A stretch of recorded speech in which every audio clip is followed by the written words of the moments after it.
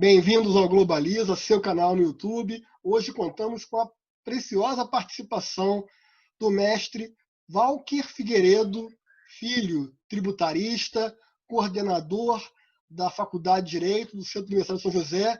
É um prazer ter você no Globaliza hoje, Walker. Obrigado, professor. Obrigado aí pelo convite, obrigado pelo espaço. Estou à disposição de todos os internautas, enfim, o senhor, o que eu puder ajudar aí a contribuir com o canal, estou à disposição. Bom, em primeiro lugar, eu quero aproveitar, hoje é dia 11 de agosto de 2020, é o dia que se comemora o Dia do Advogado. Então, eu quero, professor Walker, usando a sua pessoa, cumprimentar a todos os colegas nesse dia, profissão tão valorosa, tão importante para a democracia. Sem advogado não há justiça. Não há um brocardo mais real do que esse. É verdade, professor. Parabéns para nós, né? Também todo mundo, os nossos colegas advogados, essa profissão tão, às vezes, desvalorizada, né? As pessoas não conseguem ter dimensão ainda do valor que o advogado representa. Geralmente o poder público acaba menosprezando muito a advocacia, mas isso vai mudando com a maturidade da sociedade, isso vai mudando com a maturidade dos servidores públicos, mas sem sombra de dúvida, né? 11 de agosto é uma data a ser comemorada. Essa data, nesse ano, de forma específica, ela tem uma representatividade diferente, uma vez que agora o desrespeito ao Estatuto da Advocacia é abuso de autoridade, então pode ser considerado crime em determinadas situações. Então isso é uma segurança para nós, causídicos, na nossa operação em busca dessa democracia que a Constituição nos assegura, né? Então, parabéns, professor, enfim, parabéns a todos os advogados que, porventura, estejam nos assistindo agora ou em momento futuro. Para quem está nos acompanhando hoje, aliás, curta o canal, compartilha, se inscreva. O professor Walker coordena uma instituição de ensino superior. Ele ajuda a formar os futuros advogados, procuradores, magistrados, enfim. A participação do professor de direito é muito importante. E a São José, recentemente, ela subiu um patamar, subiu um degrau, merecidamente, transformou em centro universitário, motivo de muito orgulho. Fala um pouco para a gente do que é a São José, para quem não conhece. Hoje o Centro Universitário São José, né, conhecida como Uni São José, nós subimos esse degrau, como o senhor colocou, há cerca de um ano, um pouco mais, um pouco menos, depois de um processo junto ao MEC que durou quase que mais de uma década, né, já com esse pedido de centro universitário. O centro universitário dá uma autonomia um pouquinho maior na gestão da educação em nível superior. Para nós do direito, enfim, a gente torna-se mais presente no mundo acadêmico, e isso traz uma diferença para os alunos que estão aqui conosco. Eu me lembro do tempo de graduação, né, quando eu estava na minha universidade, me formando, eu tinha pouca dimensão do que era a pesquisa da ciência jurídica, como que isso se fazia, como que escrevia um artigo, de que forma isso acontecia, mesmo estudando, na época, né, numa universidade. E isso a São José tem de forma pioneira, mesmo sem a obrigatoriedade de pesquisa, de linhas de pesquisa, a São José já fazia isso como faculdade, e hoje, como centro universitário, potencializou essas linhas de pesquisa. Então, os alunos que aqui estão, eles são formados não só para operar o direito, sendo como juiz, promotor, advogado, defensor, procurador, enfim, os operadores do direito, mas como pesquisadores, né? Temos bolsas de estudos, inclusive, para aqueles alunos que, porventura, queiram fazer parte desse núcleo de pesquisa. É lógico que eles vão ter de produzir, ir para seminários, irem para congressos, mas é uma forma bem interessante de catapultar esse aluno a um mercado um pouco sombrio para quem está na graduação, porque o aluno só imagina ser advogado, ser juiz, ser procurador, ser delegado, não pensa também em ser um docente do ensino superior. Então, esse diferencial que a gente traz aqui na São José com o firme propósito de dar ao nosso aluno uma visão técnica, uma visão prática, uma visão do dia a dia, né? Para ter uma noção, para os internautas, eu costumo brincar com os meus alunos, aqui na coordenação, ou seja, em sala de aula, nas matérias que eu leciono, que advogado não tem vida, advogado tem prazo. Então, prazo é uma coisa que a gente não pode perder nunca. Então, eu treino esses meus alunos desde o primeiro período a ter prazo.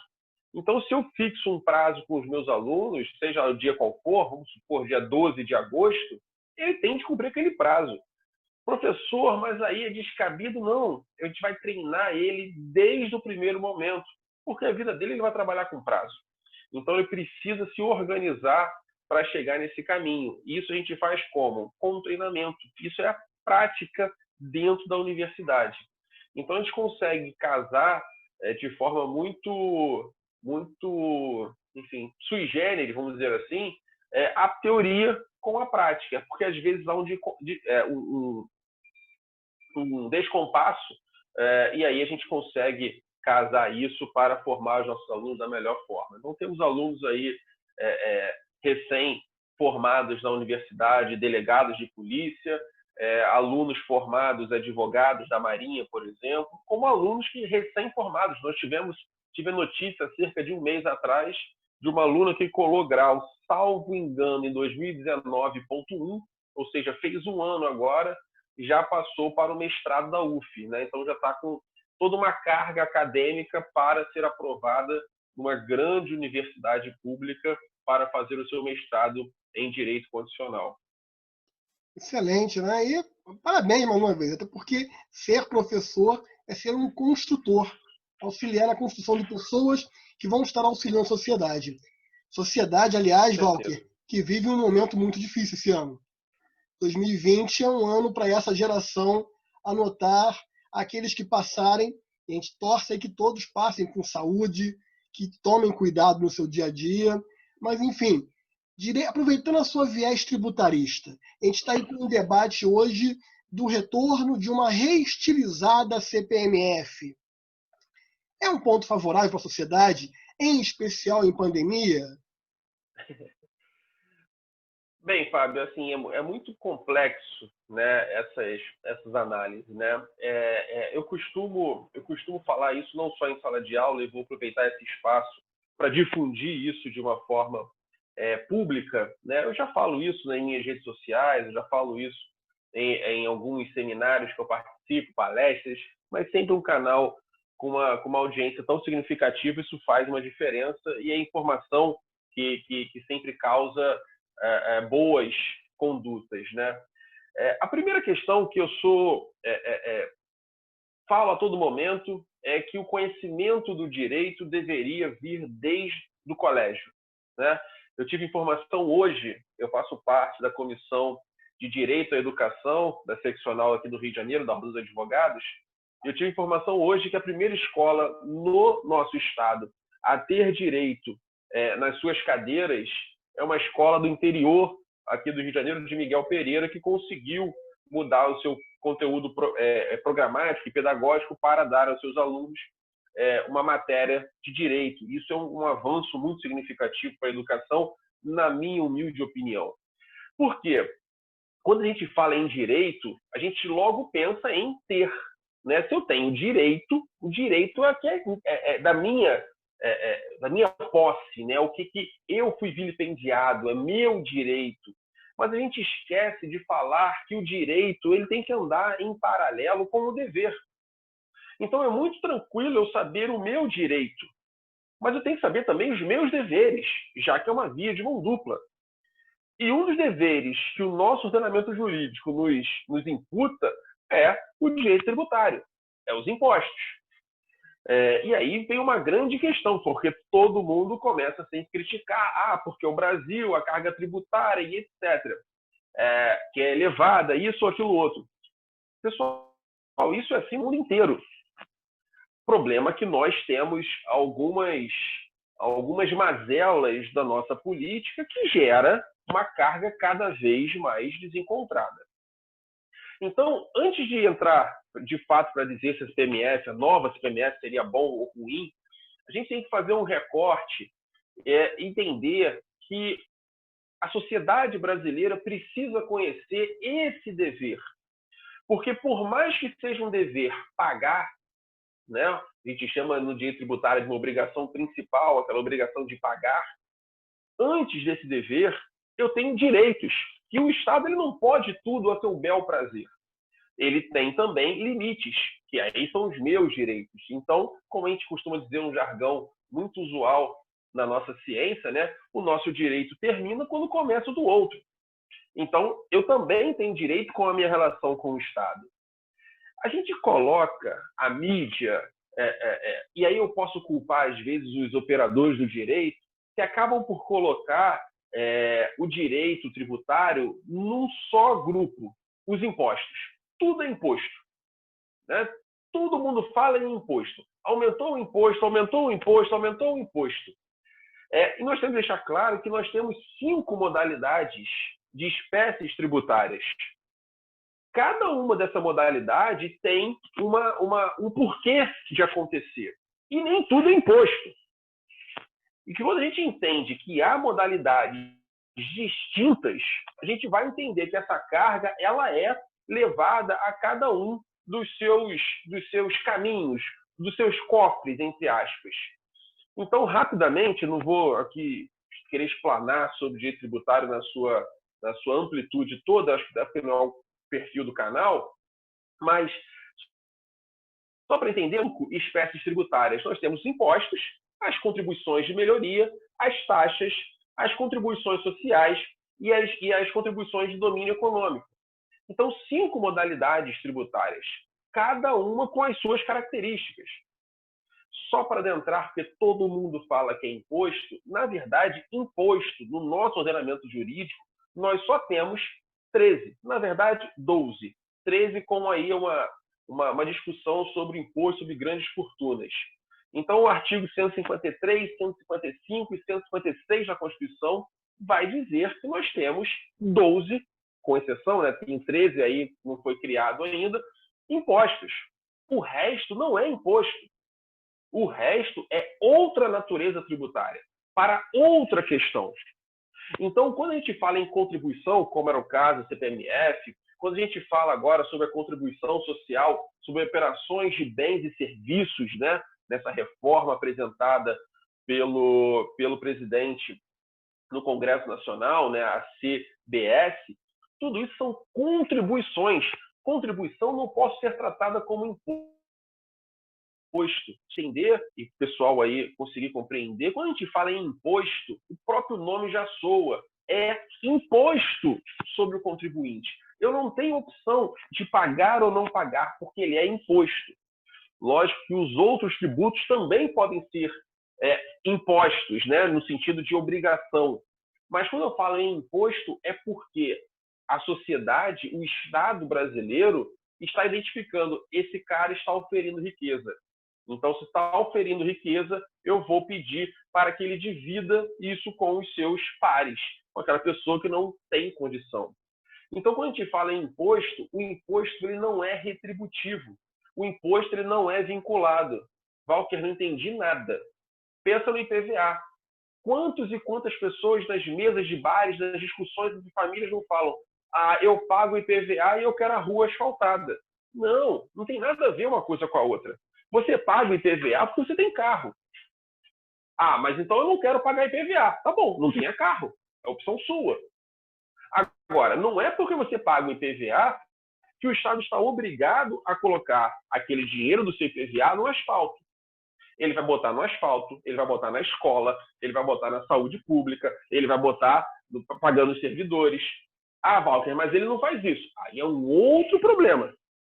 Então, primeira coisa, primeiro recorte que nós temos de fazer é se de fato há a necessidade, se a gente tem de ter o conhecimento para depois conseguir fazer as críticas.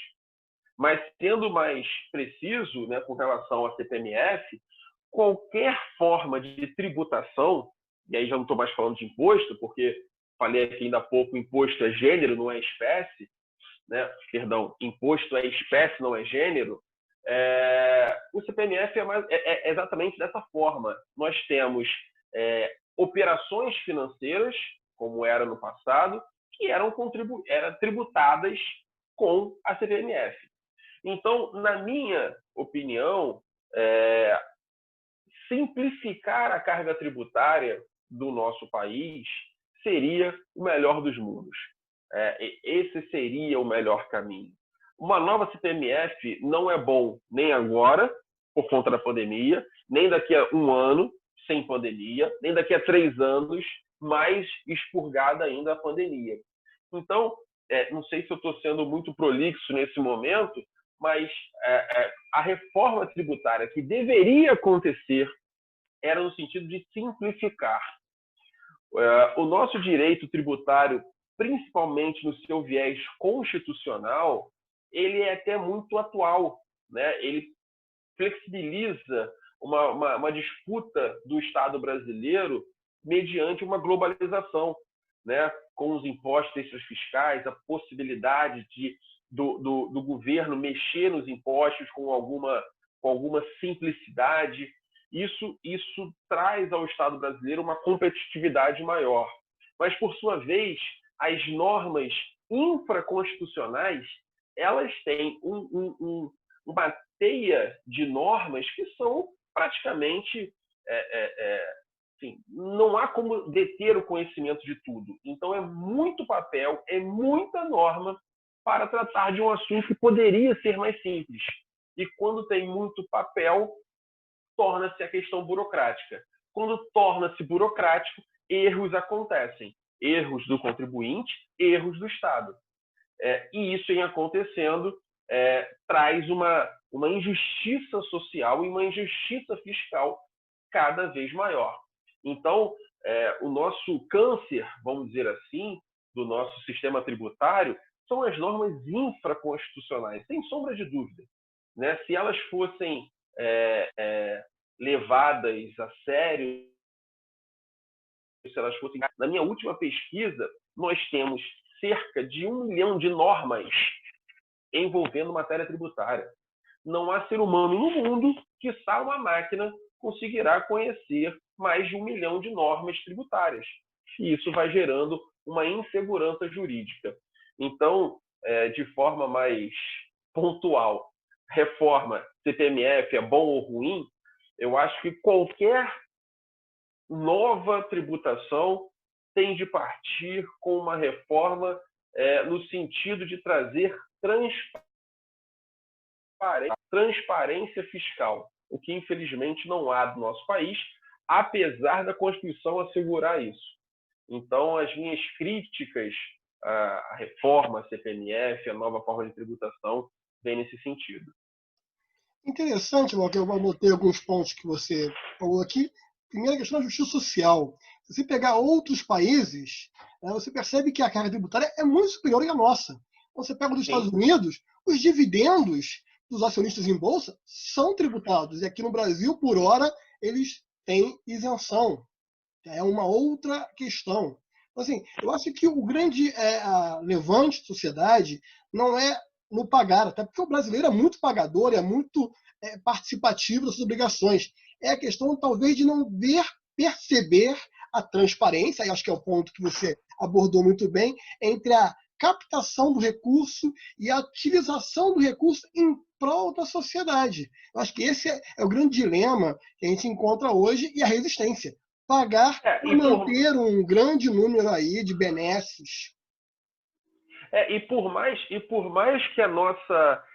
por exemplo, eu falei dos impostos que não tem retributividade, não tem retributividade na relação com aquele pagamento, né? Mas vai para os cofres públicos. E aí o gestor do Estado, do município ou da União fará da forma que ele achar melhor. Mas tem de haver uma contrapartida porque o Estado é obrigado a fazer isso. Aí é dever do Estado dar saúde, dar lazer, dar segurança pública. E como que ele custeia tudo isso? Com esse dinheiro. Porque o Estado não sai para trabalhar. Né? O Estado não bate ponto lá às 7 horas da manhã, às 8 horas da manhã e sai às 5, às 6, às 7. Ele não tem como fazer isso. Então, por esse motivo, quem vai dar sustento a ele? Os contribuintes. Mas isso tem de ter políticos sérios, isso tem de ter gestão comprometida, mas aí é uma pegada política que não é a nossa praia, né? Isso é uma questão muito mais para a sociedade amadurecer nas escolhas, nas eleições, né? Perfeito. Acho que a grande questão é trazer esse tema de forma isolada, num momento de comoção social, eu acho que acaba sendo a grande dificuldade desse governo em apresentar a matéria. Mas apenas por um exercício de análise acadêmica. Vamos supor, por um segundo, que a CPMF, a nova CPMF, com o nome que for dado a ela, venha a surgir. Ela teria vigência ainda neste exercício? Isso aí é uma outra discussão, né? Nesse exercício ainda tem uma discussão que a gente fala sobre o princípio da anterioridade, né, e o princípio nonagesimal. Acho que não vou entrar nesse aspecto em si, mas em resumo da ópera, né, os tributos eles não devem entrar no exercício, a sua majoração e a sua criação, no mesmo exercício financeiro. Em resumo, em acontecendo um aumento, ele tem de esperar o próximo exercício. O próximo exercício financeiro é o ano subsequente, né? Via de regra é isso.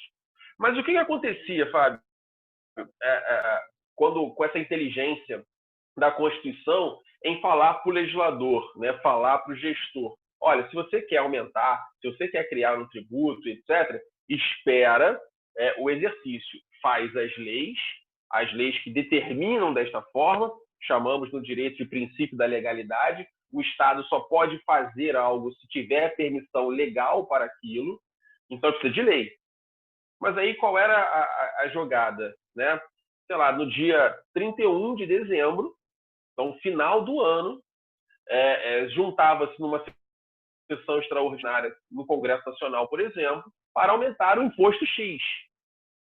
O presidente já ciente disso, é uma questão política, ele sancionava. O Congresso aprovou e sancionava. Quando que esse tributo, no caso esse imposto que foi majorado, poderia ter a sua eficácia? No exercício financeiro seguinte. Então vamos supor que isso aconteceu em 2018. Só poderia acontecer a tributação em 2019. Qual era o intuito do Constituinte? Eu vou assegurar um direito ao consumidor, ao contribuinte, perdão, de não tomar um susto com a carga tributária, né? Ele dormiu sem ser devedor e ele acorda sendo devedor. Então, muitos anos, isso acabou por acontecer. Na virada do ano, havia uma enxurrada de majorações ou criações de tributos para essa aplicabilidade no exercício financeiro seguinte, porque aí estaria cumprindo com a Constituição. Só que o intuito do Constituinte, quando ele pensou no exercício financeiro seguinte, ele pensou como segurança jurídica ao contribuinte, como acontecendo. Porque ele estava lá na sua casa festejando um ano novo, que estava prestes a chegar, tomando a sua champanhe com a sua família, brindando com seus amigos. Dia 1º de janeiro, ele acordou com ressaca, porventura, e aí ele se deparou com uma carga tributária maior. Bem, o governo fez conforme mandava a Constituição. Mas aí houve uma emenda à Constituição que trouxe um outro princípio, agora não mais o princípio da anterioridade, e sim o princípio nonagesimal, que diz que se for menos de 90 dias até o final do exercício financeiro, aí sim vai ser no exercício financeiro seguinte. Perdão, no exercício financeiro seguinte, o próximo ano. Se for maior, ou seja, mais de 90 dias, ele fez isso em agosto, por exemplo, aí tudo bem, pode ser o exercício financeiro seguinte. Ou, em resumo, não sei se eu fui claro nesse momento, se essa criação nos últimos 90 dias, vamos supor de 2020, quando que isso será aplicado? Em 2022, no próximo exercício financeiro seguinte, respeitando o princípio nonagesimal, que será somado ao princípio da anterioridade. Mas, se for mais de 90 dias ao final do ano, aí sim, 2021 seria a data para essa aplicabilidade desse tributo. Aí é uma questão de justiça. Eu acho que tanto pessoa física quanto pessoa jurídica têm um planejamento financeiro. Aliás, muito que se critica hoje das pessoas físicas não se programarem, não pouparem, não se organizarem, se não houvesse um mínimo de respeito por parte do poder público ao apresentar suas regras de tributação, você estaria inviabilizando o planejamento da família. Então você chega agora, como você falou, né? Entre um Natal e Ano Novo, entre um panetone e uma rabanada, um tributo novo. Não é a forma de começar um ano, né? Perfeito. Walker, são temas muito importantes, oportunos. Eu acho que a sociedade hoje discute de forma sábia. Eu acho que é importante isso, o debate de ideias, ter a informação, refletir sobre isso. Eu acho que o tributo em si não é bom, não é mal. Ele é uma necessidade, é um compartilhamento de despesas públicas pela sociedade, de forma mais justa quanto possível. Eu quero muito agradecer você aqui e chamar para participar, que eu quero saber um pouco, conhecer um pouco sobre o imposto de valor agregado, se isso vai tirar ou não força de estados e municípios em administrar as suas despesas. São várias discussões, né, professor? Enfim, a gente fica aí com um viés muito complexo, né, nessa nova reforma, né? Mas, enfim, estou aí à disposição quando a gente conseguir casar as agendas. Bom, agradeço ao professor Walker, agradeço a você que nos acompanhou. Curta, compartilhe, acione o sininho para receber novos conteúdos do canal. Walker, muito obrigado a todos vocês. Até a próxima. Valeu, a próxima.